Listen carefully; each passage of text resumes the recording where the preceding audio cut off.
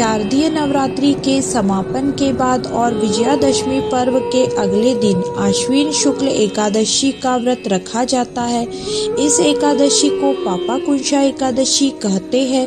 इस दिन श्री हरि विष्णु का पूजन किया जाता है। इस दिन व्रत रखकर श्री हरि विष्णु का पूजन करने से विष्णु जी प्रसन्न होकर धन धान्य तथा सुख समृद्धि का आशीष देते हैं तथा पापों से मुक्ति प्रदान करते हैं। पापाकुंशा एकादशी के दिन विष्णु के पद्मनाभ रूप की पूजा की जाती है। इस व्रत से सभी प्रकारों के पाप नष्ट हो जाते हैं।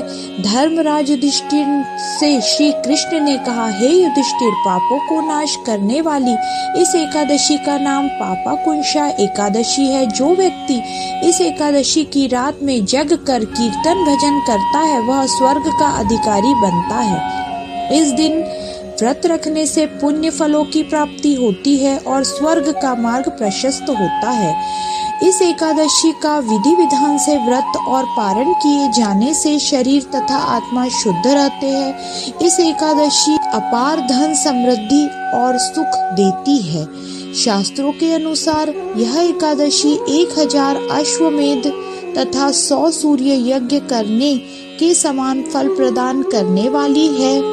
इस दिन जो व्यक्ति सुवर्ण, फल, तिल, जल, भूमि, अन्न, गौ, जूते तथा छाते का दान करता है उसे यमराज का सामना नहीं करना पड़ता है।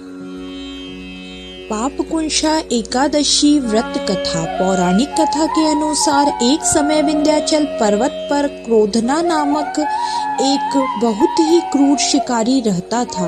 उसने अपनी पूरी जिंदगी गलत कामों में जैसे हिंसा, लूट पाट, मदपान और झूठे भाषणों में व्यतीत कर दी। कई गलत कर्मों और बेजुबान जीवों को मारकर वह पाप का भागी बन चुका था। जब उसका अंतिम समय आया तो मृत्यु के डर से वह सहमा हुआ अंगीरा ऋषि के पास पहुंचा। क्रोधना ने महर्षि से बोला कि उसने जीवन में अनेक पाप किए हैं जिससे मृत्यु के बाद उसे निश्चित ही नरक मिलेगा। भयभीत क्रोधना ने ऋषि से इन पापों का प्रायश्चित करने का उपाय जाना। एकादशी व्रत से गंभीर पाप धुल गए। अंगीरा ऋषि को उस पर दया आ गई और उन्होंने उसे पापाकुंशा एकादशी के महत्व के बारे में बताया और इस व्रत को रखने की बात कही। ऋषि के कहे अनुसार उसने व्रत रखकर विधि विधान से श्री हरि की आराधना की। व्रत के प्रभाव उसके समस्त पाप कर्म से छुटकारा मिल गया और उसे वैकुंठ लोक में स्थान मिला। एकादशी के दिन प्रभु का स्मरण कीर्तन सभी कलेशों व पापों का शमन होता है।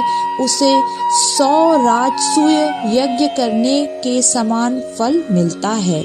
जय श्री हरि विष्णु।